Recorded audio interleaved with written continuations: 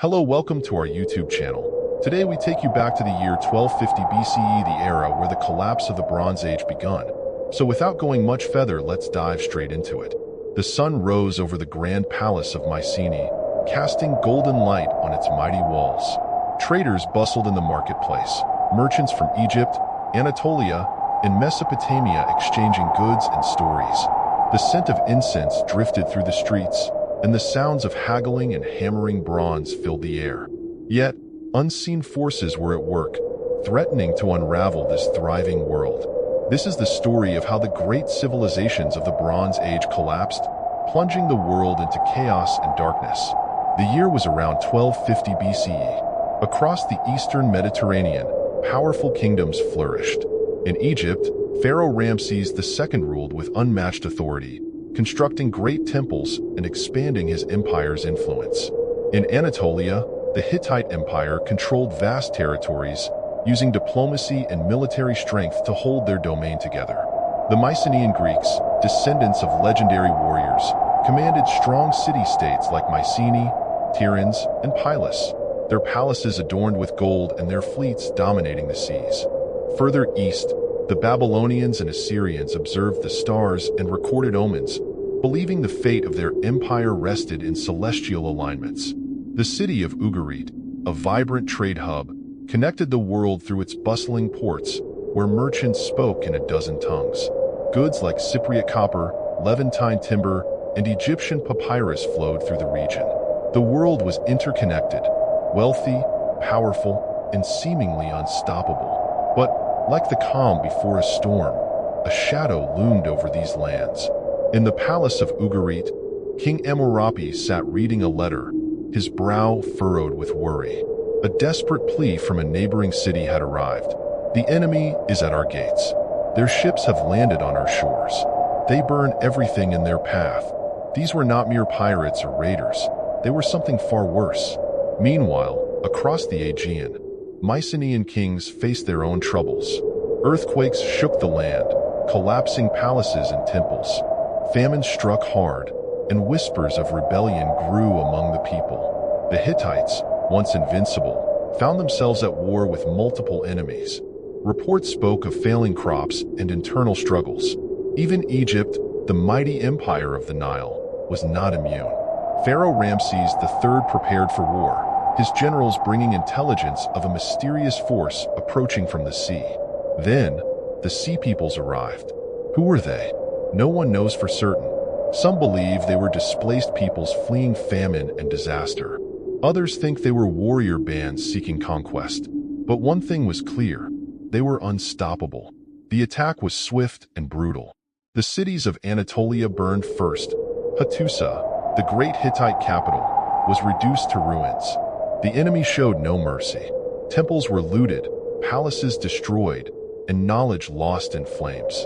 Mycenaean Greece fared no better. The once proud cities of Pylos and Thebes fell, their rulers likely slaughtered or forced to flee.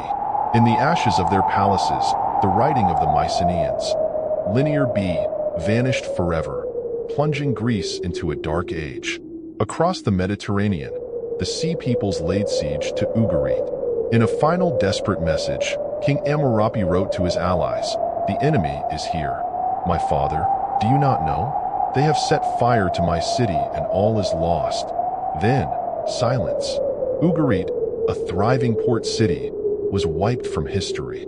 The Sea Peoples reached Egypt, their warships descending upon the Nile Delta.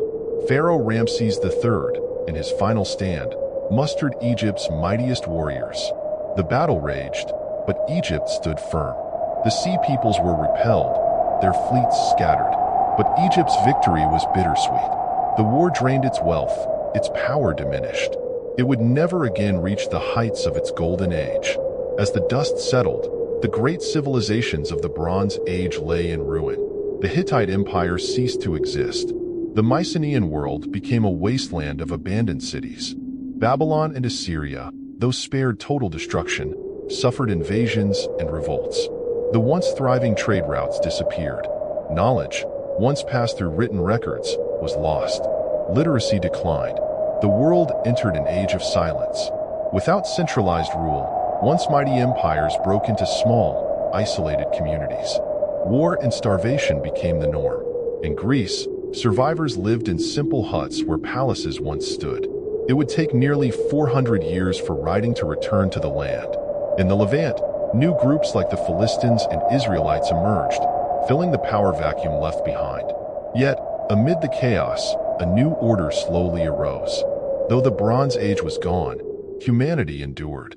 In the ashes of Mycenae, new cultures took root. The Greeks, centuries later, would build powerful city-states like Athens and Sparta, shaping the world anew.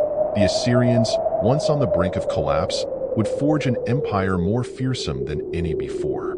Perhaps the greatest survivors were the Phoenicians. Rising from the ruins of the Levant, they mastered the seas, becoming the greatest traders of their time. They developed the first true alphabet, a gift to the world that would shape language for millennia to come. Civilizations had fallen, but history was not over. The world would rebuild, stronger than before. The story of the Bronze Age collapse is more than just history. It is a warning. It teaches us valuable lessons about the fragility of civilization. 1. Global interdependence. The fall of one civilization affected them all, much like today's interconnected world. Economic and political ties can be both a strength and a vulnerability. 2. Environmental catastrophe. Climate change, famine, and drought played a major role in the collapse. Societies that fail to prepare for environmental shifts risk disaster. 3. War and migration. Mass migrations and wars can reshape history. The arrival of the Sea Peoples changed the ancient world forever, just as migrations continue to shape